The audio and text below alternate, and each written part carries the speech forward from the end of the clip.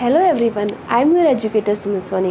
Welcome back to my channel score card classes. आज हम पढ़ रहे हैं क्लास 8 साइंस एनसीईआरटी का chapter 4 materials, metals and non metals का सेकंड पार्ट। इससे पहले वाली वीडियोस में हम पढ़ चुके हैं physical properties of metals and non metals and chemical properties of metals and non metals की हमने रिएक्शन विद ऑक्सीजन देखी थी। आज हम पढ़ेंगे रिएक्शन विद वाटर।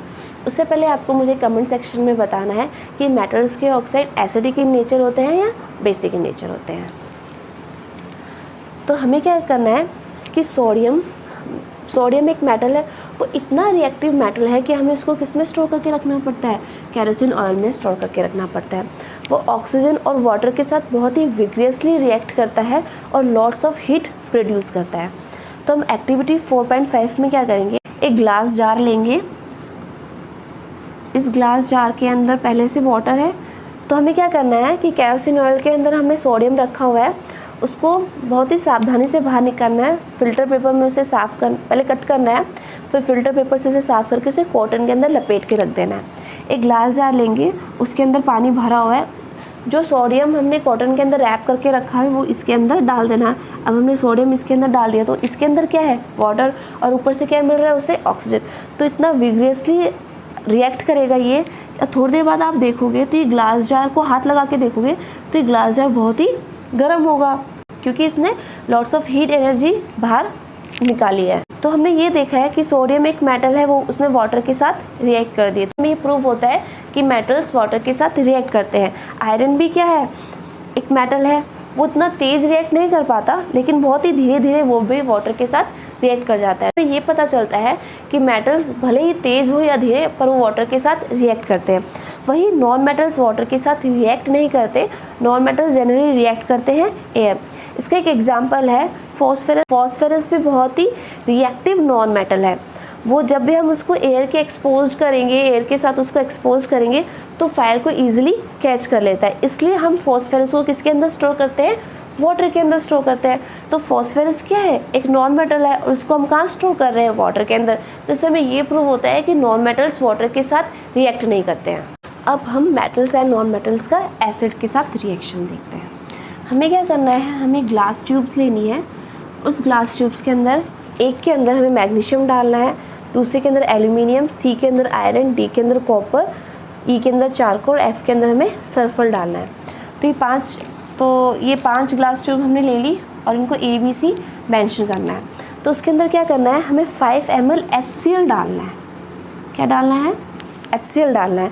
अगर ये नॉर्मल टेम्परेचर यानी कि जब ये कोल्ड रहेगा, अगर ये रिएक्ट नहीं करेगा, आपको ऐसा लग रहा है इसका रिएक्शन नहीं हो रहा है, तो आप इसको थोड़ा हीट प्रोवाइड करके थोड़ा वार्म कर सकते हैं। फिर उसके बाद इसके पास एक जलती हुई मैच स्टिक को लेके आना है।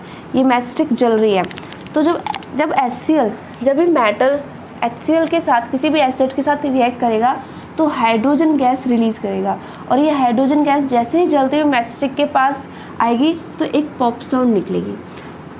तो आप ये देखोगे मैग्नीशियम में पॉप साउंड निकल रही है, एल्यूमिनियम में निकल रही है, आयरन में निकल रही है, कॉपर में निकल रही है, बट चारकोल और सल्फर में नहीं हो रहा।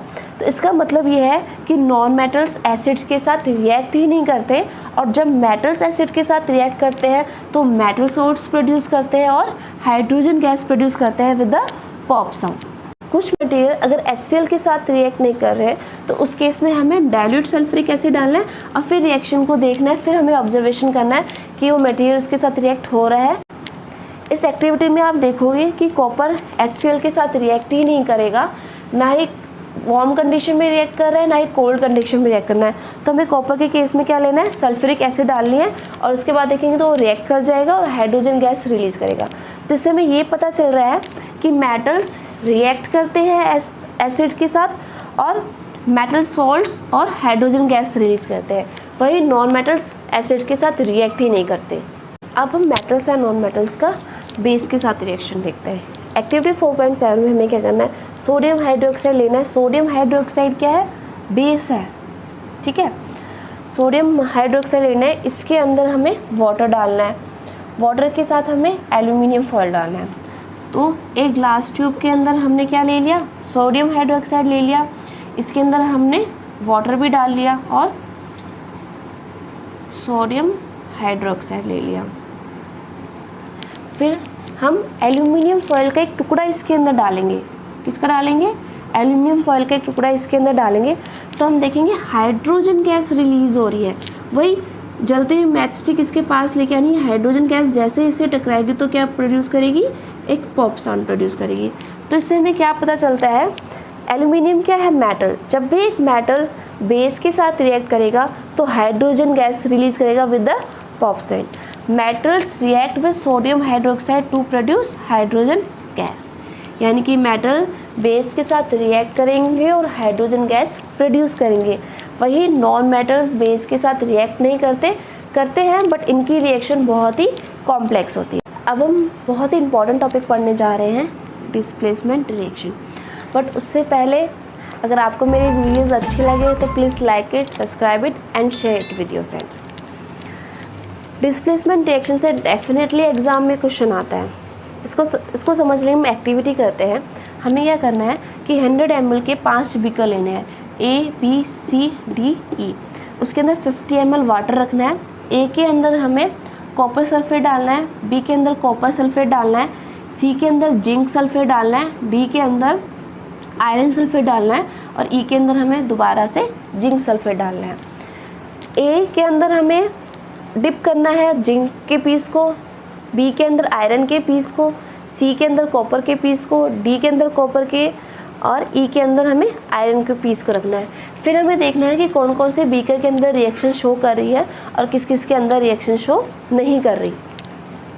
हम देखेंगे जो हमारा कॉपर सल्फेट के अंदर हमने जिंक के ग्रैन्युल्स डाले तो जिंक ने किसको डिस्प्लेस कर दिया? कॉपर को, यानी कि जो CuSO4 की जगह कॉपर हट गया, वहाँ पे क्या आ गया? Zinc sulphate. तो क्या बन गया? जिंक सल्फेट, और कॉपर को अलग निकाल दिया। तो हम देखेंगे रिएक्शन स्टार्ट होने से पहले कॉपर सल्फेट का ब्लू कलर था और जब जिंक के साथ हमने इसको रिएक्ट कराया तो जिंक सल्फेट बन गया और कॉपर को पाउडरी रेड कलर में वो बॉटम के अंदर बैठ गया, यानी कि रेड कलर लेके वो कॉपर क्या हो गया? बैठ गया। तो इससे हमें ये पता चल रहा है कि डिस्प्लेसमेंट रिएक्शन क्या होती है? When a more reactive metal, जब एक ज़्यादा रिएक्टिव मेटल डिस्प्लेस करता है लेस रिएक्टिव मेटल को from its compound in aqueous solution, उसको अपन क्या बोलते हैं? Displacement reaction. अब हमें पता कैसे चलेगा कि ज़्यादा रिएक्टिव मेटल ये है या फिर ये है? Zinc is more reactive than copper and iron. तो जिंक सबसे ज़्यादा रिएक्टिव है आयरन से और आयरन रिएक्टिव है किससे? कॉपर से। तो इससे हमें ये प्रूफ होता है। हमने अब आपको ध्यान से देखना है, जिंक ज़्यादा रिएक्टिव है किससे? आयरन से और कॉपर से। तो यहाँ पे क्या है? ज़्यादा रिएक्टिव डाला तो इसने इसको डिस्प्लेस कर दिया और हमें क्या मिला? ZnSO4 और कॉपर। वही Fe किससे ज़्यादा रिएक्टिव है? कॉपर से ज़्यादा रिएक्टिव है, इसका मतलब ये भी इसको डिस्प्लेस कर देगा। तो हमें क्या मिल गया? Iron sulphate plus copper. अब यहाँ पे देखो क्या है? कॉपर। यहाँ पे क्या है? Less reactive. जिंक और आयरन दोनों इससे ज़्यादा रिएक्टिव है, तो जिंक इससे ज़्यादा रिएक्टिव और ये क्या है? लेस। इन दोनों कंडीशन में ये दोनों चीज़ क्या थी? मोर रिएक्टिव थी। बट ये क्या है? अब लेस रिएक्टिव है किससे? जिंक से।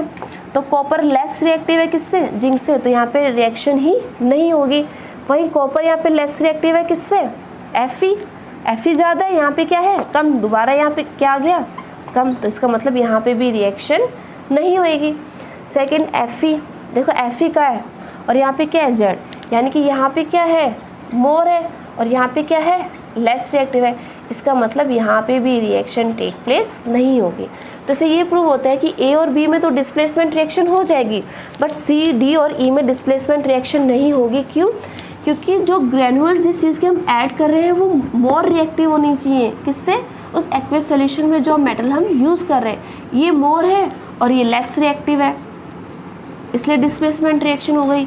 ये मोर है, ये लेस रिएक्टिव है, डिस्प्लेसमेंट रिएक्शन हो गई। बट इन तीनों केस में क्या उल्टा है? ये तीनों क्या है? यहाँ पे लेस रिएक्टिव है और जो सल्फेट के साथ है ये सारे के सारे क्या है? More reactive. तो इन तीनों बीकर में रिएक्शन नहीं होगी। तो इससे हमें ये पता चलता है कि जिंक है वो मोर रिएक्टिव है किससे? आयरन से और कॉपर से।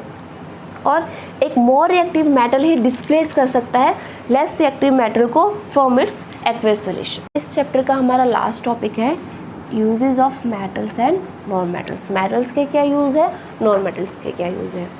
Metals are use in machinery, automobiles, aeroplane, train, satellite, industrial gadgets, cooking utensils, water boiler. तो जैसे कि आप पता है इतने हैवी प्रोडक्ट्स में हम मेटल्स को क्यों यूज़ कर रहे हैं कि दे आर हार्ड। अब हम नॉन मेटल्स के यूजेस देखते हैं।